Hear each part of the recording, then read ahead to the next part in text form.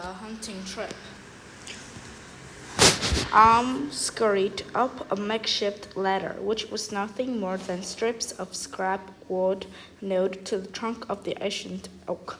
She put herself onto the flimsy sheet of plywood that served as the floor of the tree stand. She gently set her rifle down and took a seat in two of the aluminum folding chairs while her father slowly followed her.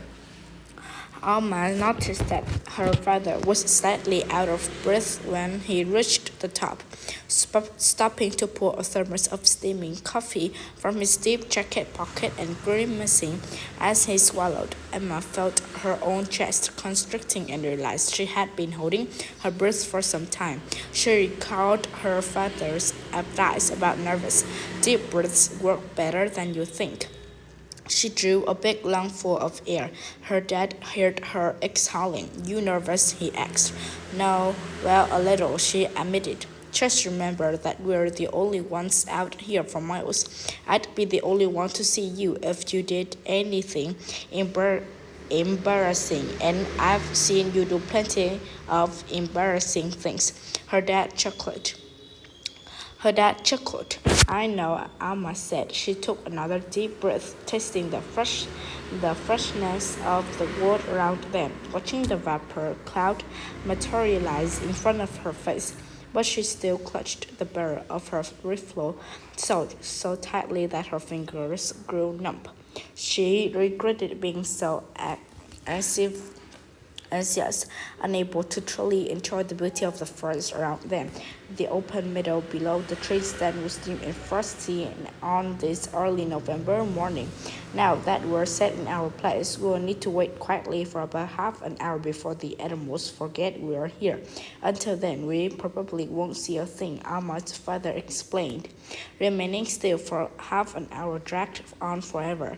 As her father had promised, they saw nothing, but just as the minute hand of Ahmad's watch seemed about to give up and freeze altogether, she heard a rustle of squirrel. Soon she heard other creatures. Crows and ravens flapped overhead, cawing and croaking, leaving Alma wondering whether the birds breathed. Also left little clouds in the air. 3 or 4 rabbits browsed among the leaf litter underneath the tree stand. Suddenly, Alma and her father heard the sharp footfalls of their approaching quarry, the white-tailed deer. All the hunting advice Alma's father had even given her began to rush through Alma's head. Don't ever shoot unless you're absolutely sure you see antlers. We don't want to kill a duel, and we certainly don't want to kill another hunter. If you can't see more than half the deer's body at one time, you're too far away, and there are too many trees and bushes between you and it. Aim just ahead of where you want to hit, because deer move when you least expect it. As if fulfilling a checklist in Alma's brain, a buck stepped smoothly into view. It definitely had antlers. It was plain new, and Alma aimed her rifle just ahead of its chest. The buck was big and sleek, with soft brown eyes and a white rump under its flicking tail. Alma marked it in her crosshairs, pulling the trigger underneath her finger. Alma, her father said, not even whispering as he pointed his chin toward the buck. Go ahead. No, Alma said out loud, lowering her rifle. The deer surely heard her, for it swept its ears around until all of its senses focused on the tree stand, alert and confused, before it chalked away. Are you angry with me? Alma asked her father. No, Alma, I'm not, he replied. In fact, I did the very same thing the first time I went out hunting with my father. Alma relived. Really, she asked. I have a lot of time to think when I'm out here alone in the tree stand, and I've decided something about hunting.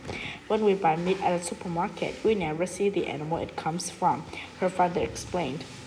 But when we hunt, we see the animal before we eat its meal. We recognize its life and the sacrifice it makes for us. When we hunt for ourselves, there is an interaction between two living creatures, her father continued.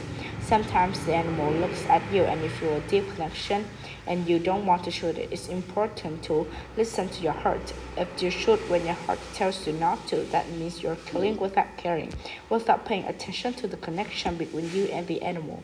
Some people never shoot and others think hunting is wrong. That's okay too. The most important thing is to remember that this animal is giving its life for us so we can live. We must remember what the animals gave, always. Alma inhaled deeply and relaxed. For the first time all morning, her father took out the thermos again, popped the cup off the top, filled it, and handed it to Alma. You want me to drink coffee? Alma asked. It's hot cocoa. Her father answered. I brought it for you.